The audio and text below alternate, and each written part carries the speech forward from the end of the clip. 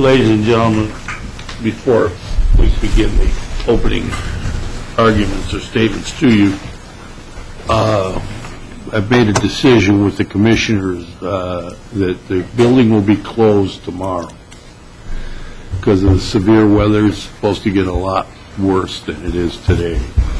So that we've all decided that for safety reasons of the public that we should be closed tomorrow. We'll try to conclude the case today. If we do not conclude it today, of course you won't be here tomorrow, but you can come back Wednesday and we'll finish the case. Okay? Do any of you have any problem with that? Yes, sir.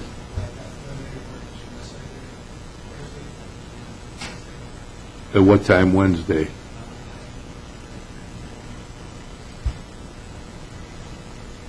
Okay. Well, then he has to go. He can't be here. If something comes up that you can't be here, then you go with 6. Is that okay, Mr. Stuber? Yes. Then I guess we've got our alternate. That's right, we have an alternate. Okay. All right. Mr. Vazanelis, you may proceed with your opening statement. Thank you, Your Honor. Good morning again, ladies and gentlemen. Again, I'm Stan Vazanelis, client of Dennis Clark, and I want to thank you for coming out. It was very cold, but this system doesn't work without you, and thank you very much. This isn't a huge case. Mr. Clark contracted with Rossi Construction to re-roof his home, and there's a blow-up of the contract here, which you'll all be able to see as the trial goes on.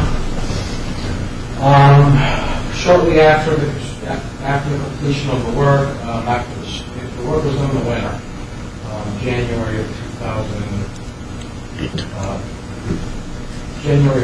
2008. Around the summertime of 2008, Mr. Clark began noticing problems with the roof. Specifically, there were several roofing nails sticking out. The deck on the roof was weak. A lot of shingles were exposed. Nails were placed inconsistent with the manufacturer requirements. There was inadequate ventilation on the home. Gutter apron was installed improperly, and we contacted Rossi Construction and had them come out and try to fix these things. And his response from them was, "There's nothing wrong with it. It's a cosmetic problem. There's shingles that maybe need to be changed." But never admitted that there was anything wrong with the roof. Never fixed the roof. He had to contact other roofing companies to come out, give estimates for one, specifically Century Roofing, came out and gave an estimate of what it would cost to replace and repair. Now, he spent $5,000 to repair the roof with Rossi Construction. It's going to cost him about $10,000 to fix, replace the work that Rossi Construction did and fix the roof. He has not done that. He cannot afford to do so. He's a stable vet, collects disability, doesn't have a job, doesn't have $10,000 to spend. So as a result, probably the roof is called leaking into his home, and it's caused some problems with the interior of the home, which you'll hear Mr. Clark talk about. We're going to ask you today to make him whole, compensate him for the cost to replace and repair the roof, which will be about $10,000. But again, what I'm telling you now is not evidence. The evidence you'll hear from Mr. Clark from the exhibits shown and whatever other witnesses they testify against. Thank you. Thank you, Your Honor.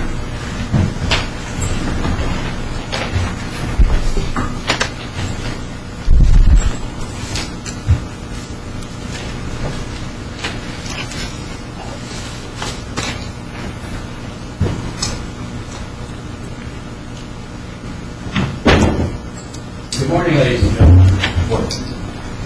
You're probably wondering what this case is going to be about. Well, I'll tell you. We've 60 minutes. We've all heard the expression, you get what you pay for. But there's a second part to that expression. You don't get what you don't pay for. That's what this case is going to go about. Because back in January of 2008, the evidence is going to show that Mr. Clark contracted with Rossi Construction to have specific work done on Mr. Clark's home. Mr. Clark's home had a number of problems, among which it needed a new roof. Pretty much that was the roof for his home and his garage. Really didn't look any better. Certainly he needed some more work done. He contracted with Rossi Construction to have certain specific work done. Now, he looked around the area, he got several estimates, and what the evidence is going to show that of all those estimates, Rossi Construction was willing to do the most work for the least money. How much? Well, you're all going to get a copy of the contract. The contract is reduced to writing. Maybe a little hard to read that. But you all have a copy of it, and we'll go over it in detail. And the work that Mr. Clark contracted to do with Rossi Construction was 5 items. You'll be able to read that. You're going to have a copy under the scope of work. And what is the scope of work? This section right here. Rossi contracted to re-shingle the roof, about 23 squares, that's how shingles are measured, 23 squares of shingles. He contracted to re-shingle the roof. What else did he do? He contracted to remove and replace the existing roofing vents on the home. Now, some of you may have noticed that the roof's got vents on it. That's for ventilation purposes. So he agreed to replace those existing roof vents. Not to add any more, but what else did he do? Well, he contracted to replace something called piping boots. We'll explain what that is. We have a picture of a piping boot. And basically what it is a layer of insulation around the vent from the soil pipe. The soil pipe is where the waste from the toilet line goes. Contracted to re-shingle the roof, replace the existing vents, replace the piping boots. And what else did he do? As you're going to see in this contract, he also contracted to replace the ice and water shield. What is ice and water shield? We're going to show you a piece of it. Basically, it's a layer of material that goes under the tar paper and protects the valleys of the roof and the edges of the roof from moisture. So he contracted to do that. What else did he contract to do? He contracted to replace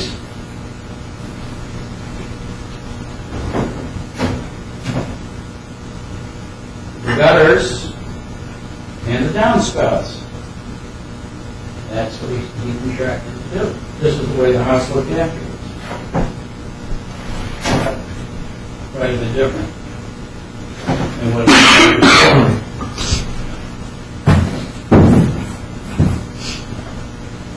And he contracted to do all this work for $5,000. That was the party's contract. Now, you're also going to see the contract, and you will see that he did not contract to install any additional vents on the roof. He did not contract to provide any additional ventilation. He did not contract, as the evidence will show, to replace the gutter apron. And we don't have a good picture of the gutter apron, but that's a part that is installed around here against the roof, the gutter apron. We did not contract to do that. And all these items were not in the contract, and the parties decided to that Rossi performed certain specific work on the house. Now, the evidence is going to show that Rossi did not agree to do any additional work. He didn't agree to any replacement of the roof decking. The roof decking is the wood underneath the ice and water shield. He did not agree to replace the fascia board, which is the board behind the gutters. He didn't agree to install any additional vents. He didn't agree to do any of that extra work. Not to say that he wouldn't have been willing to do that if Mr. Clark wanted it done, but that was not part of the party's contract, as the evidence is going to show. Now, the plaintiff had another roofing contractor come over and look at the roof after looking at the construction that was done. And the contractor, no doubt, was looking for a score another roofing job. But you'll hear evidence this contractor was not there at the time that the parties contracted to do this specific work. And he was not there during the installation of the roofing work that was performed. And the evidence will show that Mr. Clark was home during the time that Rossi performed this two-day job. He looked at everything that our workers did. He given an opportunity to inspect the job, not only at the end, but also during the course that the work was done. The evidence will show that Curlin was the supervisor of the crew, that the work took about 2 days to perform. The first day, the workers got up there with roofing shovels, and shoveled off the old shingles, tossed them into the dumpster. They installed the shingles that first day. And by the time that the second day was about half over, the gutters had been installed. Mr. Clark came out to look at the job. He inspected all of it. There were no complaints. He paid Rossi Construction $5,000. And that was really about the end of it. And now, the evidence is going to show the plaintiff wants a new roof. There's no evidence that any specific work was done on this roof since January 2008, 5 years ago. But now the evidence is going to show that he's looking for cash in the amount of about $10,000 to get a brand new roof. Now you're going to hear evidence that after Rossi completed the work, and after the plaintiff had paid for this work, the plaintiff later called up Debbie Rossman 6 months later, this is June 17th or June 16th, 2008. And Mr. Clark said he had some complaints about the roof. So her husband, Chad Rossman, the president of Rossi Construction, said, fine, we'll be over tomorrow. We'll come over, we'll see what the problem is. And the evidence will show that Chad came over to the house, and here were the complaints. Mr. Clark said that there were 3 shingles where there was an exposed nail. The nails shouldn't be exposed. And he wanted those shingles replaced. 1, 2, 3. Chad said, fine, it's going to take 10 minutes. When do you want it done? And he said, well, wait, not so fast. He had Chad bring a ladder over, and they looked at the roof line, and you will see a picture of this roof line, and it has what they call roofing cap shingles that cap this line. And Mr. Clark said that line was not as straight as it could be. And Chad said, that's fine. This takes an hour. We'll pop off the caps, we'll put down a chalk line, and we'll replace it for you. But the meeting got very, very confidential. And Chad felt that he had to back off. And he and Dave Curlin, who did the work, went back to the shop and reported. And Chad wrote a letter to Mr. Clark and said, I'm willing to do it. Just give me time. We'll give you a new ridge line. We'll replace those shingles. The nail is being exposed. Tell me when and where. And instead of getting a response to his letter, suit was filed. So here we are. Now, Chad is going to testify this afternoon. And he's going to testify that he offered to repair and replace those 3 shingles, put down a new line of tile on the top of the roof. But the plaintiff refused. He still stands ready to do that. He was given the opportunity. He's going to stand behind his work. After all, he did say to the clerks that he warrants his own labor for 5 years. So the response to the contractor should do. And even 5 years has now passed, he's still willing to do that. So those 5 years has elapsed. But the point is that Chad's going to testify this afternoon that these problems were strictly cosmetic in nature. That the work he did well, performed everything he was supposed to do under this $5,000 contract, and he doesn't owe the plaintiff any money at this point. And as I mentioned, the plaintiff is expected to testify as to problems he's having with the roof, that there are ventilation problems, that there should be a new gutter apron installed behind those gutters. That's not in the contract. He's claiming that there should be more roof decking underneath the shingles. But the evidence is going to show that if the decking was fine, then he wouldn't replace it. The contract says that if there's any replacement of the plywood, they call it decking, plywood decking, that the charge is $40 per sheet, and any one next materials that need to be replaced would be an additional charge of $330 per board. But the evidence is going to show that there's nothing wrong with the decking. And even though the contractor would make more money if he did it, no decking was done. I think the plaintiff is going to testify that there should be more decking. But Chad will testify that no more decking was needed, even though he was willing to do that if it was warranted. The bottom line here, ladies and gentlemen, is that the evidence is going to show that Rossi performed the work under the contract. And the plaintiff paid for that work.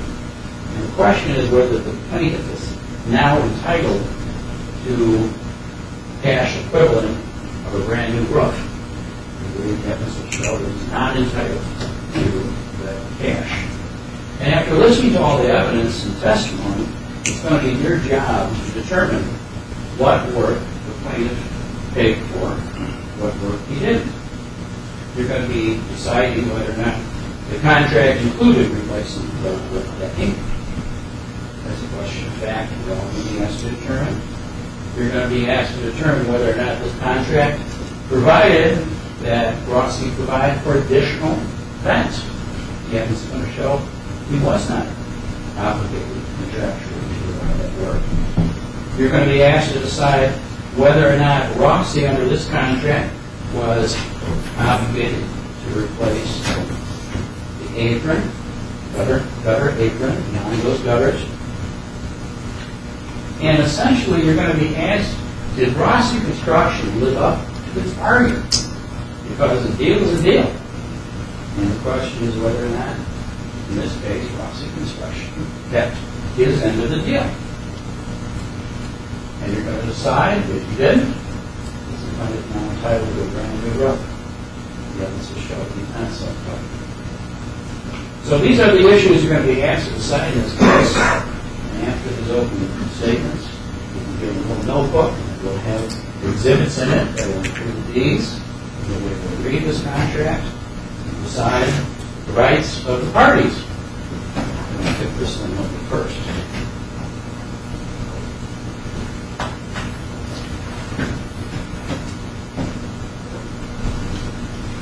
The evidence is going to show, ladies and gentlemen, that Rossi Construction performed all the work that they were contractually obligated to perform.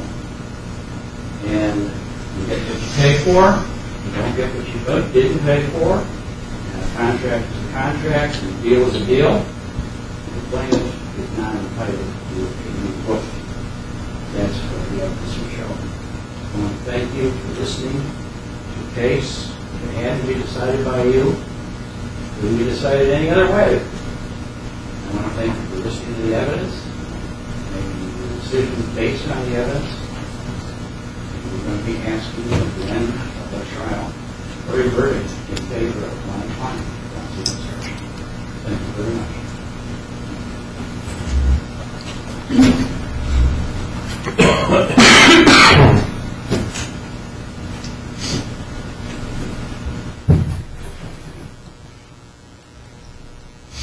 Judge, we are ready to pass out the exhibit books. Yes, all right, why don't we do that?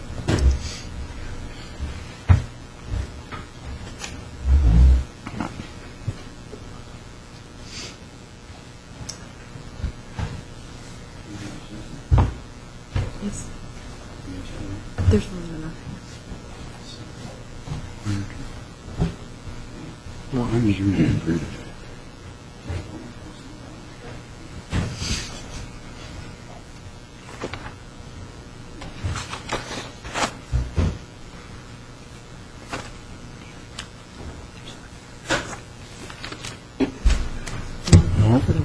Do you want to call your first witness now, or who's going to be your first witness? Mr. Clark? Presume he's going to take a little while. Yeah. Should we break now and come back at 1 o'clock? I'd say we break, come back at 1. We can come back around 12:30, huh? That's fine. 12:30. Okay, ladies and gentlemen, we'll now recess for lunch. During the recess, remember the warning of the court that you are not to discuss the case with anyone other than yourselves, and only when you're all in the courtroom. I'm putting you in the care of the bailiffs, and I am directing them to keep you together in a place designated by this course, and not to permit any person to speak or communicate with you on any subject connected with the trial except with permission of the court. I'm directing the bailiffs not to communicate with you on any subject connected with the trial, and I direct you not to ask them any questions about the trial. All right, we'll break for lunch. We'll be back at 12:30.